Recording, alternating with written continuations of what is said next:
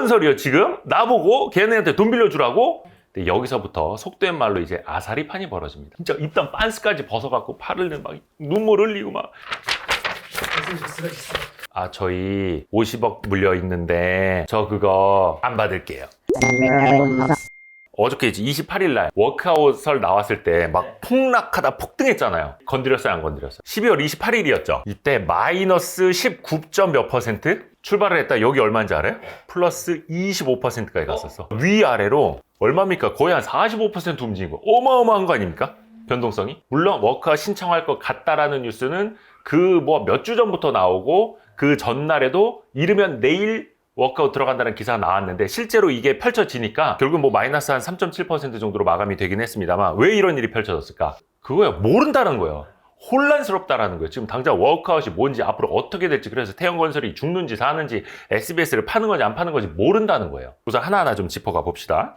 자, 워크아웃이 무슨 뜻입니까? 원래 워크아웃은 영어로는 군사를 뺀다, 운동을 한다, 몸을 건강하게 만든다라는 뜻이에요. 그래서 기업을 죽여라 살려라가 아니라 약간 조금 비대해져 가고 있고 상태가 안 좋아져 가는데 빨리 이제 군사를 빼. 그래서 그걸 기업으로 가져왔을 때 기업 구조조정이라고 하는 거예요. 이건 중요한 건 뭐다? 민간에서 하는 거예요. 근데 회사가 어떤 회사가 막 망할 것 같아. 그러면 뉴스에서 많이 나오는 거 있죠.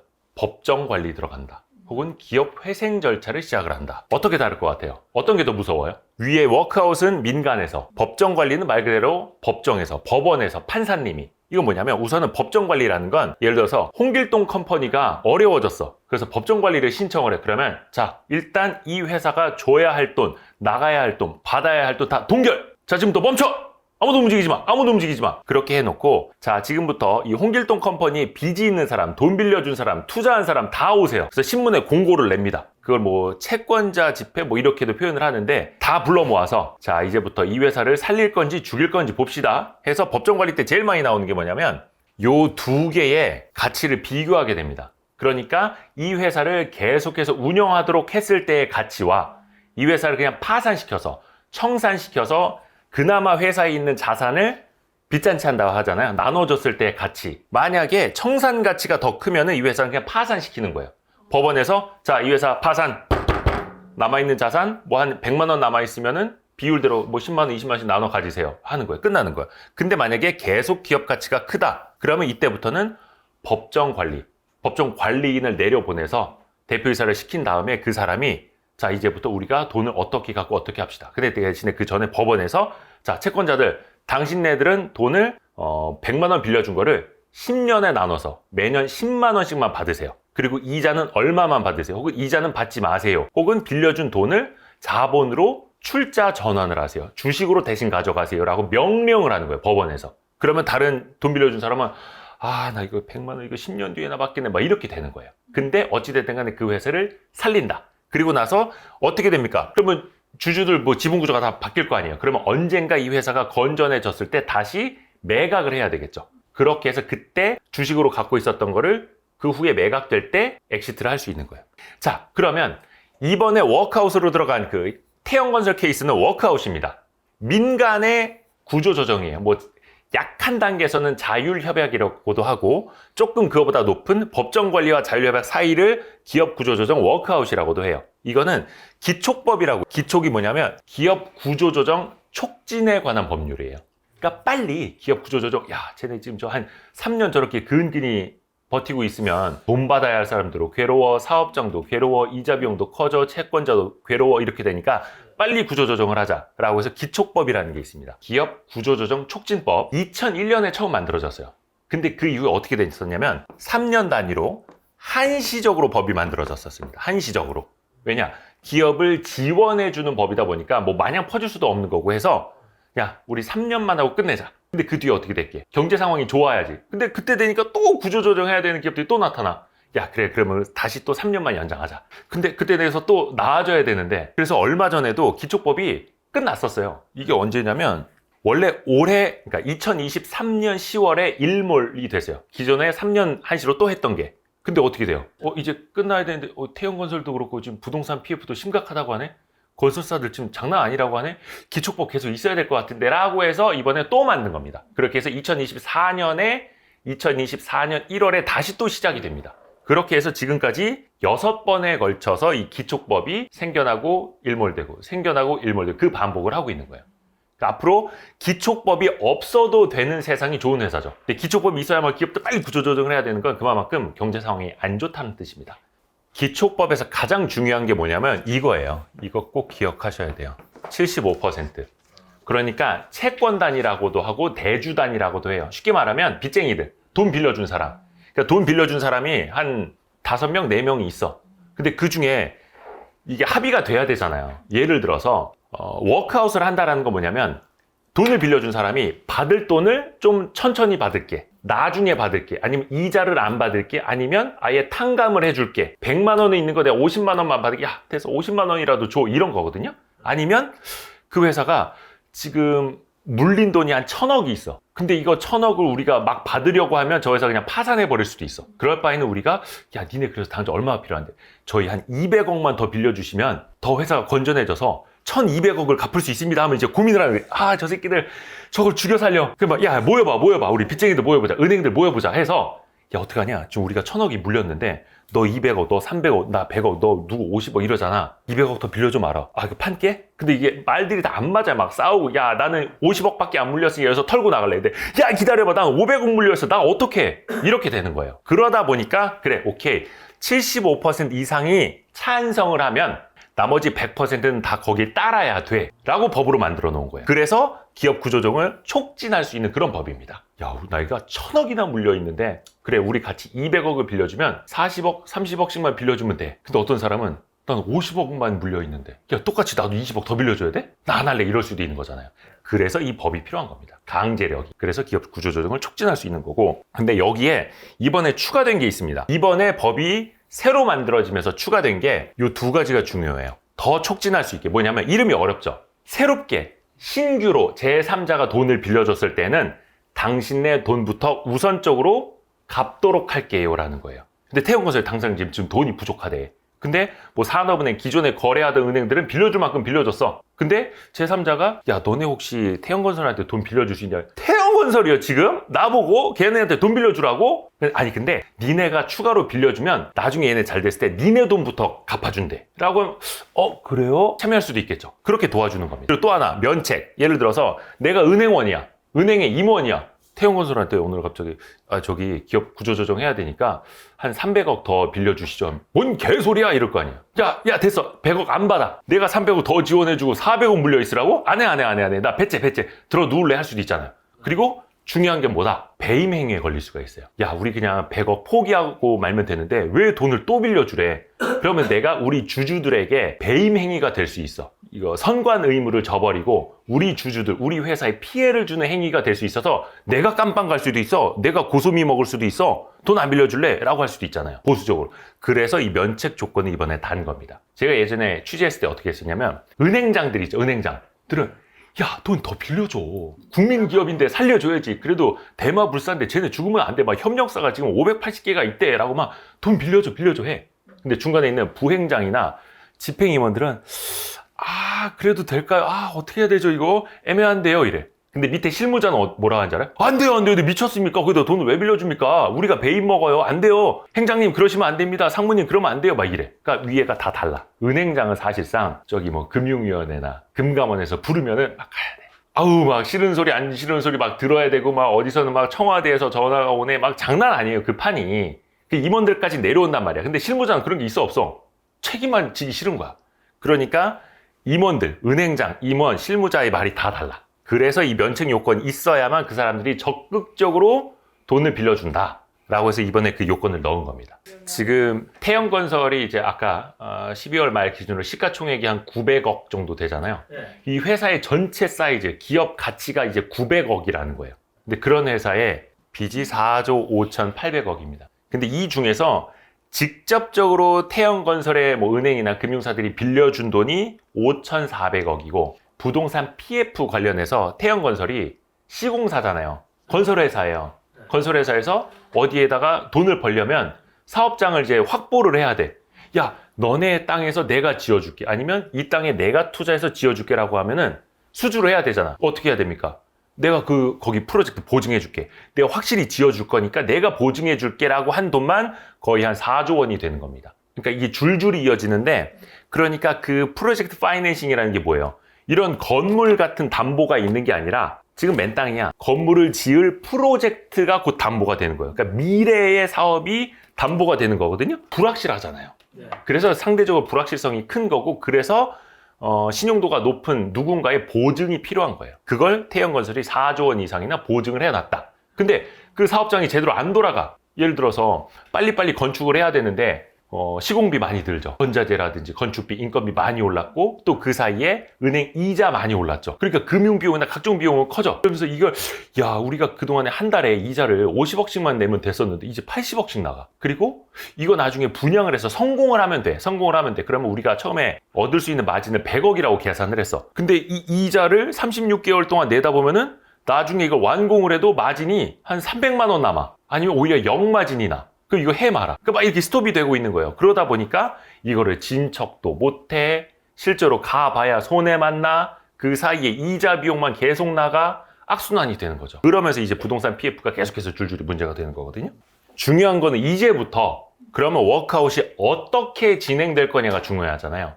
근데 여기서부터 속된 말로 이제 아사리판이 벌어집니다. 아직 시작도 안 했어요. 일단 워크아웃, 그러니까 기업 개선 계획이라는 계획서를 써가요. 방학 계획표 같은 거 써갑니다. 그래서 이제 은행들에게 이제 제출을 합니다. 채권단, 대주단이라고도 하는데 제출을 해요. 자, 우리가 자산 뭐 팔겠습니다. 계열사를 뭐 팔겠고요. 그리고 뭐 어떻게 할 계획서를 써내요. 자, 그럼 이제 이거 보면서 해야 되는 거죠.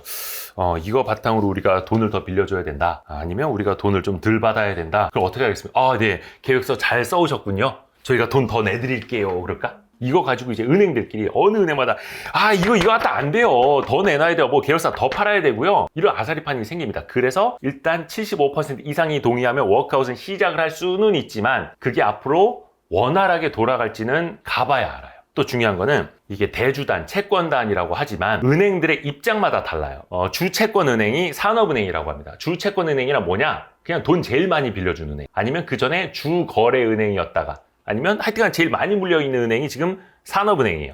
근데 산업은행은 아시다시피 국책은행입니다. 기획재정부, 정부가 대주주예요. 정부가 최대주주예요. 근데 어디 여기만 돈을 빌려줬나요? 민간은행들도 있어요. 민간은행은 뭐예요? 주주가 국민, 아니면 외국인 투자자들, 기관, 일반 우리 주주들이 있지 않습니까? 그러다 보니까 이해관계가 달라. 산업은행은 은행의 목적이 기업 구조조정이라든지 기업, 산업을 진흥하기 위해서 존재하는 은행이에요. 그러니까 기업 구조조정에 적극적으로 나서죠. 그러니까 민간은행은 뭐예요? 기업 구조조정을 위해서 민간은행이 탄생했습니까? 아니죠. 돈을 빌려주고 많은 이익을 창출하기 위해서, 그러니까 속된 말로 이자 장사하기 위해서 탄생한 게 민간은행이에요. 그러니까 맨날 민간은행에 대고 이자 장사한다고 욕하는 거는 고무신 장수한테 고무신 판다고 욕하는 거랑 똑같은 거예요. 우산 장수한테 우산 장사한다고 하는 거랑 똑같은 거예요. 그것도 이 책에 나와요. 근데 여기에서 과거에 전통적으로 가장 먼저 빠져나가는 은행들이 있습니다. 저희 50억 물려 있는데 저 그거 안 받을게요. 거기는 국책은행이라서 금융위원회랑 일하시죠. 금융위원회 사람들이 뭐 임원으로 내려오기도 하고 산업은행장 뭐 총재라고 부르시죠. 근데 우리는 상관없는데 우리 주주들이 있는데 우리 최대 주주가 저기 미국 사람이고 일본 사람인데 이런 거예요. 그래서 전통적으로 신한은행이라든지 하나은행, 국민은행 이런 민간은행들은 먼저 손 털고 저희 빠지겠습니다. 그러면 이제 다른 은행들이 내가 먼저 나가려는데 네가 먼저 나가면 우리는 또 뒤에 잡혀갖고 못 나가고 있잖아 이러면서 또 싸우고 있어요. 그래서 이때 띠링띠링 많이 울립니다. 전화기에 불이 납니다. 어디서 전화가 온다? 청와대입니다. 아시네요. 옛날로 따지면은 BH 그리고 금융위원회, 금융감독원 이런 데서 은행장, 부행장 이런 분들에게 전화가 많이 갑니다. 그렇게 하셔서 되겠습니까? 지금 이 국가 경제가 위험한데 지금 태형건설만 하더라도 분양을 받은 사람들이 2만 명에 육박합니다. 19,800명인가 그래요. 그리고 협력사 수가 580개인가 그래요. 그러니까 태형건설 하나가 만약에 진짜 파산을 한다. 그러면 아까 그 익스포저 4조 원 뿐만이 아니라 그 수많은 사람들의 집, 그 사람들도 이제 나중에 입주 기간이 있을 거 아니에요. 그리고 그 580여 개 협력사들의 일자리, 거기 곱하기 3만 해도 뭐라 해야 됩니까? 진짜 당장 먹고 살 길이 없어지는 거잖아요. 심각한 일이 되는 거예요. 그러니까 국가적으로도 열심히 이제 은행들을 설득하는 거죠. 그거 빠져나가려 하지 말고 끝까지 한번 도와봐. 그래서 한편에서는 너무 이거 관치금융 아니냐. 민간 자율적으로 굴러가야 하는 워크아웃인데 왜 자꾸 지금 정부가 개입을 하느냐라는 말도 나오지만 한쪽에서는 국가경제, 여러 일자리, 정말 민생을 위해서 어쩔 수 없다. 여기서 계속 상충을 하는. 그래서 아까 새로운 기업구조조정촉진법에 면책을 넣은 게 그겁니다. 저희가 은행원 여러분 깜빵 가게는 안 할게요. 깜빵 가게는 안 할게요. 좀 열심히 좀 도와주세요. 이렇게 법을 만든 거예요. 저도 예전에 그거 취재를 좀 했었거든요. 기업구조조정, 은행. 재미난 일화를 하나 말씀을 드리면 제가 기획재정부 출입을 할 때 큰 특종을 한 게 하나 있습니다. 그때는 지금은 이제 정부청사 대부분 세종시에 내려가 있는데 기획재정부가 과천에 있던 시절이에요. 그때는 정말 그 회의실 문도 그냥 나무 문이었어. 나무 문. 그 막 유리 이렇게 보면 누구 뭐 하고 있나 보여. 회의실 같은데. 근데 이제 마을이 돈다고 해서 출입처를 여기 막 한 바퀴 돌고 막 또 국장님들 만나고 실장님 만나고 커피 마시고 막 정보 얻고 하는 건데 돌아다니다 보니까 좀 회의실에 사람들이 모여 있어. 좀 그러지 않습니까? 제가 약간 성격이 이렇게 유리 이렇게 있어. 불투명. 보니까 배지가 달려 있어요. 양복에. 근데 대부분 공무원들은 그런 거 없거든요. 그러니까 배지 보니까 민간 회사인데 민간에서 일단 기다렸지.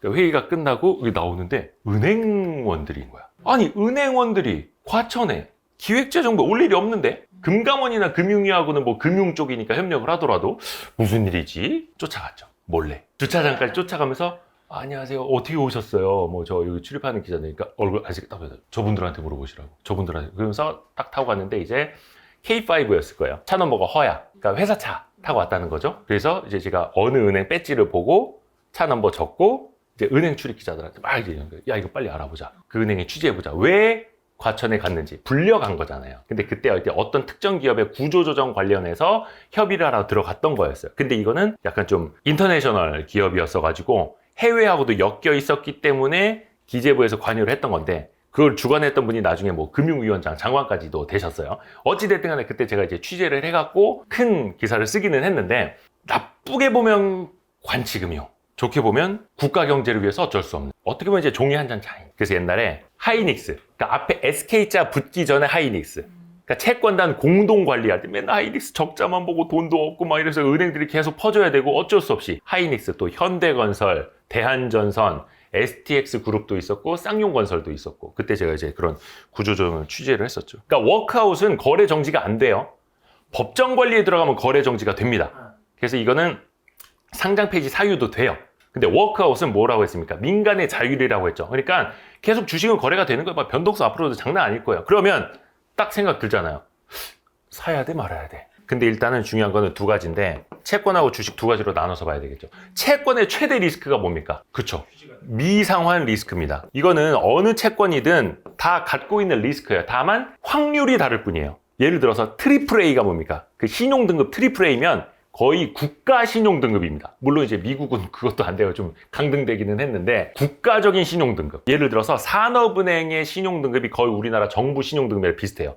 왜냐하면 산업은행은 뭐예요? 정부가 최대 주주고 정부가 계속해서 자본금을 넣어줄 수도 있으니까 산업은행이 망하는 거나 대한민국 정부가 망하는 거나 비슷하다는 얘기예요. 그래서 은행의 신용등급도 굉장히 높은 편이에요. 근데 신용등급도 예를 들어서 트리플 A, 더블 A, 싱글 A 뭐 이렇게 있고 트리플 B, 더블 B, 뭐 싱글 B 뭐 이렇게 있는데 확률이 이게 뭐냐면 부도 날 확률이라고 보면 돼요. 상위에 있을수록 부도가 안 날 확률이 높고 밑으로 내려올수록 부도가 날 확률이 높은. 그러니까 항상 미상환 리스크는 있는데 워크아웃까지 갔다라고 하는 건 뭡니까? 만기 때 이 채권을 상환하지 못할 확률이 매우 높아졌다.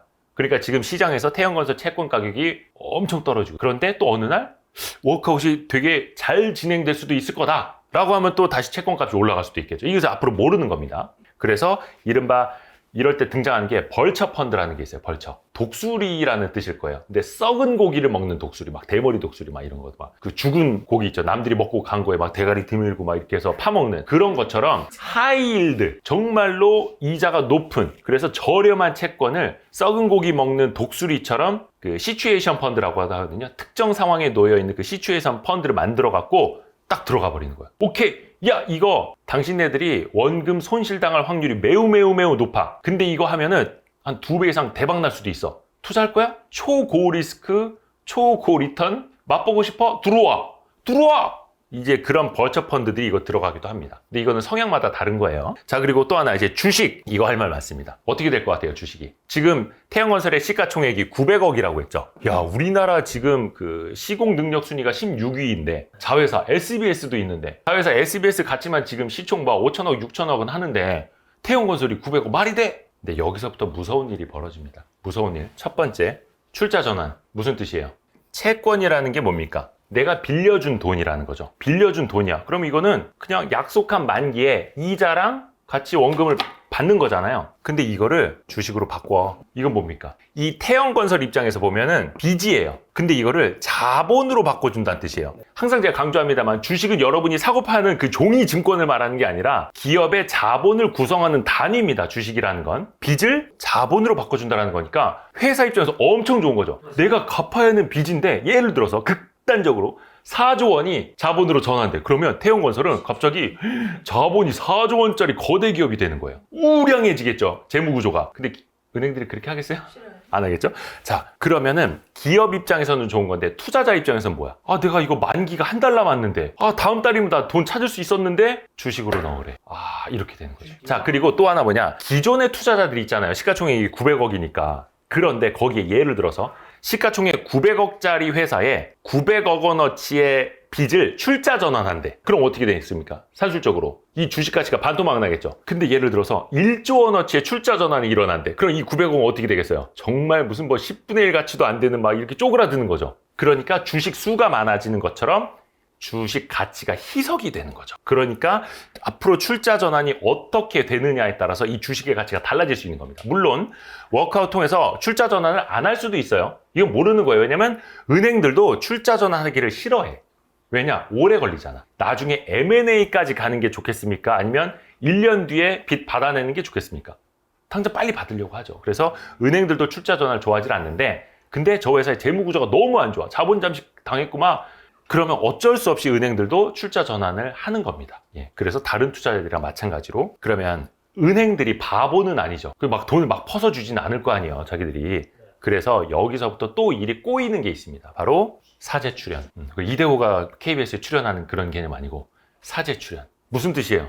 대주주 혹은 CEO 그 사람들한테 윤세영 회장 일가. 그러니까 예전에 금호아시아나 때도 그랬고 어느 기업 두산그룹도 마찬가지고 위기에 처했을 때 은행이 혹은 산업은행이 혈세를 통해서 아니면 은행의 자산을 통해서 막 더 퍼버줘. 용가리 통뼈야?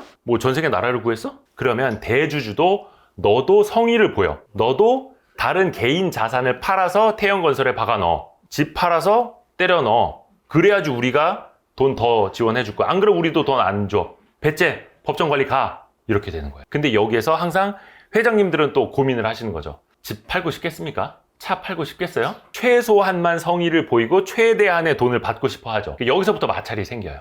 이게 골 때려지는 게 하나 있습니다. 항상 회장님들은 돈 적게 내고 싶어 한다고 했잖아요. 근데 이때부터 은행들은 모든 장부를 다 보기 시작을 합니다. 이때부터 무슨 이야기가 나오냐? 이게 무서워지는 거예요. 이게 뭐냐면 저 대주주가 사재 출연도 별로 안 하고 평소에 경영도 그지같이 해갖고 회사를 위기에 몰아넣고 지금 직원들과 협력사 수 분양자들까지 수만 명, 수십만 명을 위기에 처해놓고 저 나쁜 사람이 돈도 안 내놓으려고 해. 은행들한테만 돈 빌리려고 해.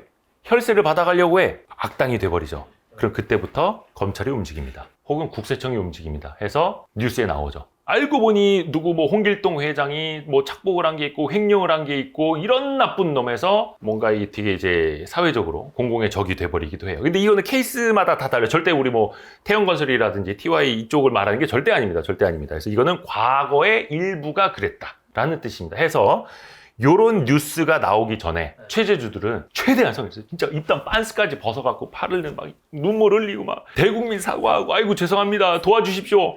제가 빤스까지 벗어서 팔지언정 우리 직원들, 우리 수 분양자들 좀 도와주십시오. 우리 협력사 직원들 도와주십시오. 그만큼 최대주주의 자리가, 경영자의 자리가 책임이 무거운 겁니다. 극단적으로 주식 투자자들은 뭐예요? 유한한 책임을 집니다. 유한. 내가 예를 들어서 100만 원어치 투자했어. 이 회사 상폐돼도 100만 원어치만 끝나잖아.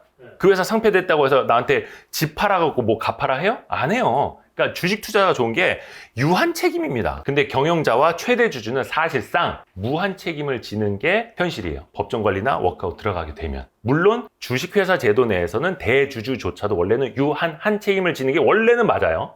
현실은 조금 다를 수 있다. 출자 전환이 얼마만큼 되느냐에 따라서 기존 주주들의 주식 가치가 얼마만큼 희석되는지 가봐야 한다. 그 전에 또 무서운 게 있습니다. 시총이 900억인 회사야. 그러면 여기에 만약에 900억을 추가로 출자 전환을 하게 됐어. 예를 들어서 이게 자본금이 얼마인지는 모르겠는데 이 회사에 900억을 넣을 때 그냥 쉽게 말해서 비율은 뭐예요? 1대1이죠. 그러면 만약에 그냥 자본금이 기존 주주 지분율이 100%라고 해요. 그러면 900억을 추가로 넣은 은행들은 지분율이 얼마가 되겠어요? 50이요. 그렇죠. 50%가 되겠죠. 그러면 야, 우리가 900억이나 출자 전환해 주는데 지분율을 50%밖에 못 가죠? 그 전에 뭘 해야 되겠습니까? 재무 구조를 건전화할 때 따라 붙는 게 선행적으로 뭐다? 우리 어저께 먹었잖아요. 감자탕. 감자입니다. 자본을 감소시킨다. 근데 자본을 감소시킨다라는 게 유상 감자면 좋은 거예요. 유상으로 돈을 여러분에게 나눠주는 감자예요. 우리 회사 자본 많이 필요 없어. 애플도 그렇잖아. 우리가 무슨 공장 지을 것도 아니고 우리 공장도 필요 없는데 자본 필요 없어. 우리 버는 돈 족족 가져가세요. 유상 감자면 너무 좋은 거죠. 돈을 주는 거예요. 근데 여기서 나오는 건 뭐다? 인생 무상 감자. 무상 감자를 한번 맞아보면 그때부터 재무제표 공부 열심히 합니다. 자, 무상 감자를 당연히 때리게 되죠. 왜냐? 내가 900억이나 출자 전환하는데 이거는 저기입니다. 자본금 개념으로 원래는 가야 되는 건데 지금 이제 그냥 시가총액으로 하는 거예요. 대충. 이거를 0을 하나 빼버려. 그럼 어떻게 됩니까? 지분율이 50%가 아니라 90%가 되는 거예요. 그쵸? 그러면 내가 채권자야. 돈을 더 추가로 때려 넣어줘야 돼. 내가 갖고 있는 채권을 주식으로 바꿔야 돼. 한 3년 물려 있어야 돼. 그럼 어느 거 택하겠습니까? 당연히 감자 하라 그러지. 너네 감자 안 해? 됐어. 출자 전환 안 해. 배째. 가. 법원으로 가. 근데 이게 언제 할지 말지 일단 여부부터 얼마나 모르는 겁니다. 거의 이거는 내년 거의 한 4월, 5월, 아니 6월 막 그때 가봐야 할 수도 있어요. 그러니까 어떻다? 주가가? 이거죠. 모르니까. 그리고 아까 SBS 서울방송 어떻게 될까요? TY홀딩스, 그러니까 그 지주사 개념이죠. 그리고 SBS 측도 얼마 전에 발표를 했습니다만 매각 가능성 없다. 그리고 SBS는 지키고 다른 자산 위주로 팔겠다라고 현재까지는 그래요. 그러면 SBS 정말 안 팔까요? 원래 구조조정이라는 거는 알짜로 먼저 팔아야 되는 거예요. 그래야지 더 큰 돈이 들어오니까. 근데 어때? 항상 기존의 경영진이나 대주주 입장에서는 이게 미래에도 나를 지켜줄 것 같은 걸 갖고 있고 싶죠. 그리고 어떤 언론사, 방송사라는 상징성도 있는 거고, 그래서 아마 이게 최후의 수단이 될 겁니다. 최후의 수단. 근데 아까 경영 개선 계획서 이제 제출해야 된다고 했잖아요. 그 은행들 진짜 그런 거죠. 저 알파벳 세 글자가 없는데요? 그럴 수도 있어요. 그래서 최종적으로 여기 SBS 매각안 넣어서 가져오세요. 안 그러면 저희 돈 못 빌려드립니다. 할 수도 있는 거예요. 그러니까 가봐야 하는 겁니다. 몰라요. 알 수가 없는 거예요. 그리고 지금 SBS 지분을 추가 담보로 제공한다라는 이야기도 있습니다만, 담보로 제공을 해서 태형건설의 재무 상황이 나아져서 빚을 갚고 담보를 찾아오면 되는 거잖아요. 근데 만약에 담보로 제공한 것만큼의 빚을 못 갚으면 어떻게 돼요? 담보권을 행사해버리는 거죠. 경매로 내보내거나 M&A를 시켜버리거나 해서 파는 거잖아요. 담보가 이제 은행께 돼버리는 거니까. 그러면 그때는 SBS를 은행이 파는 게 되는 거예요. 그때는 담보권을 설정해 놓고 은행이 파는. 그래서 1년 후가 됐든 언제가 됐든 은행이 SBS를 파느냐, 태형건설, TY홀딩스가 파느냐, 매각의 주체만 달라질 수도 있다. 만약에 정말 팔게 된다면, 최악으로 간다면. 근데 태형건설이나 TY 쪽 베스트 시나리오로 보면 사업장이 다시 살아나서 부동산 시장도 좋아지고 건설 경기도 좋아져서 돈을 빨리 갚고 SBS도 담보로 제공 안 하고 안 팔고 요만큼만 팔기로 한 것만 팔고 빨리 끝나면 태형건설 입장에서는 좋은 거겠죠. 물론 그렇게 될지는 가봐야 알겠습니다. 그러니까 사람들이 배팅을 하는 거예요. 지금 태형건설이 저렇게 자신을 하지만 너네 1년 전에도 자신했잖아. 6개월 전에 자신했잖아. 지난달에도 워크아웃 안 간다며. 근데 결국 어떻게 됐어? 이렇게 된 거죠. SBS 지키고 싶어? 어디 한번 지켜봐. 근데 SBS를 안 팔고도 너희가 잘 지켜낼 수 있을까? 물음표. 근데 다만 새로운 최대 주주가 이걸 인수해 가서 투자를 더 해줘. 새로운 스튜디오, 엄청난 출연진, 아니면 채널을 더 확장을 하고 온 오프라인 더 확장을 하고 해외 진출하고 한대. 그러면 커질 수도 있겠죠. 그러니까 미래를 본다면 거기에서 달라질 수도 있을 텐데, 단순히 주인이 바뀐다고 해서 주가가 오른다? 이건 말 그대로 이제 이벤트 드리븐 전략이 되는 거죠. 그래서 미래를 봐야 하는 건데, 다만 SBS는 원체 시가총액도 다른 무슨 스튜디오라고 하는 드라마 제작사만 하더라도 막 시가총액 1조 원 넘고 그러잖아요. 근데 SBS는 계열사의 드라마 제작사도 있고 포트폴리오가 온 오프라인 되게 이제 다양한데 그런 개별 스튜디오 하나만큼의 가치도 못 받고 있으니 그동안에 뭔가 그럼 최대주주 리스크가 있었던 건가? 그 눌려있던 요소만 해소가 되면 제 가치를 받지 않을까? 이게 약간 가치 투자 전략이잖아. 안전마진 같은 거. 예, 그런 전략으로들 보는 거죠. 일단 아까 기촉법 얘기했지만 그게 시행이 되는 게 24년 1월부터 법이 시행이 돼요. 그리고 지금 워크아웃을 가겠다라고 발표를 했지만 그게 한 2주 후에 그때부터 채권단이 모이기 시작을 하는 거예요. 그럼 1월 초부터 채권단이 모이기 시작을 하는 거예요. 즉 기촉법이 시행이 된 이후부터 이제부터 미팅을 시작하는 게 1월 초입니다. 그리고 경영개선 계획서를 내는 데만도 몇 주가 걸리고 이걸 가지고 이행 한 해 만에 워크아웃을 어떻게 시작한 해 만에만도 한 서너 달 걸린다고 해요. 되게 지난한 작업입니다. 28일에 금융위에서 발표를 했는데 이 PF 사업장이 있지 않습니까?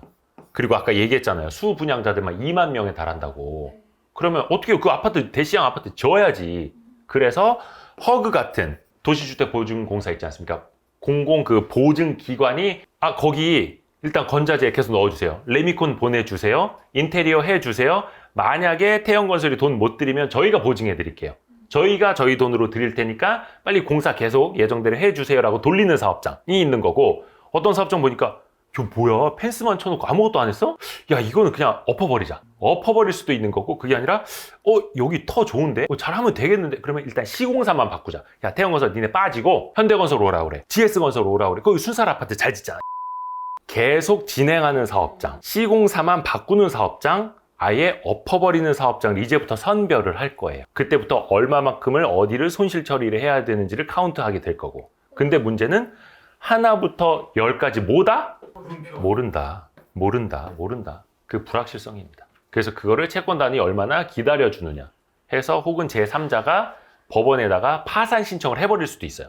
가끔 보면 주식 투자할 때 어떤 주식에 파산 신청, 법원에 파산 신청이 들어왔기 때문에 뭐 거래가 정지됩니다라거나 뭐 이런 게 있어요. 황당한 거지. 근데 그 파산 신청을 실제로 주주나 채권자가 할 수가 있어. 내가 받을 돈이 있는데 저 회사가 돈을 안 주고 있습니다. 파산시켜 주세요. 그래야지 저 회사에 돈이 얼마가 있는데 PBR이 지금 1.0배가 안 되니까 저 회사 파산시켜서 내가 공장에 있는 집기 뜯어갈 겁니다. 아니면 그거 팔아서 내 돈 가져갈 겁니다 라고 신청을 하는 거예요. 그러면 이제 멀쩡하게 영업 잘하고 있는 회사 그럼 다른 주주들 봤을 때 황당하지. 그럼 그때 빨리 이제 법원이 판단을 해주는 거예요. 이거 뭐야? 장난쳐? 기각. 근데 어떤 말로 이거 나쁜 회사네. 질이 떨어지네. 계속 기업 가치가 없네. 이거 청산하시죠. 꽝꽝꽝. 그럴 수도 있는 거예요. 주식을 팔 건지 아니면 홀딩을 할 건지 아니면 추매할 건지. 되게 지금 중요한 질문을 해줬는데 제가 진짜 되게 쓸데없으면서도 중요한 질문을 해줬어요. 태형건설의 3년 차트입니다. 3년 차트. 역배열도 되어 있고 흘러내리고 추세도 어떻고 이건 그냥 차트쟁이들이 얘기하는 거고 이 사이에 재무구조는 악화되어 갔었고 실적은 줄고 있었고 그리고 위험 신호들이 계속 나왔을 거란 말이에요.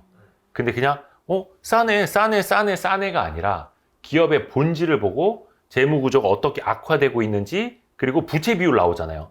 그러니까 단순하게 놓고 보면 금융위에서 이번에 비교해서 발표를 해줬습니다만 태형건설의 부채 비율이 압도적으로 높아요. 근데 원래 건설사는 부채 비율이 원래는 높은 게 정상일 수도 있어요. 왜냐면 벌려놓은 사업장이 많아서 프로젝트 일으켜야 되니까 돈을 많이 빌려서 이것도 짓고 저것도 짓고 해야 되니까 기본적으로 조선이나 이런 데처럼 부채 비율이 높은 게 호황을 말하는 걸 수도 있어요. 근데 그럼 내용을 까봐야지. 과연 그게 괜찮은 건가? 다른 데들은 지금 부채 비율이 200%인데 쟤네 왜 400%대야? 한번 봐야지. 그리고 그 PF 사업장들이 어떤 게 있고 다른 데보다 PF 보증을 왜 저렇게 압도적으로 많이 했는지. 그러면 만약에 부동산 경기가 좋았다면은 돈을 제일 잘 벌 회사가 됐는데 지금 부동산 경기가 어떤지, 부동산 PF가 어떤지는 신문기사만 봐도 알잖아. 그래서 이게 물론 이제 아픔을 겪고 계시는 주주분들이 많이 계실 거라서 제가 뭐라고 하기는 좀 그렇습니다만 우리가 대주주가 아니에요. 경영진이 아니에요. 우리가 무슨 뭐 TY홀딩스나 태형건설 관계자가 아니에요. 주식 투자자예요. 해서 이게 조금 이제 아픔이 있는 분야인데 해서 잘 좀 마무리가 돼서 다른 분들에게도 좀 해피엔딩이 좀 됐으면 좋겠습니다. 예. 뿅!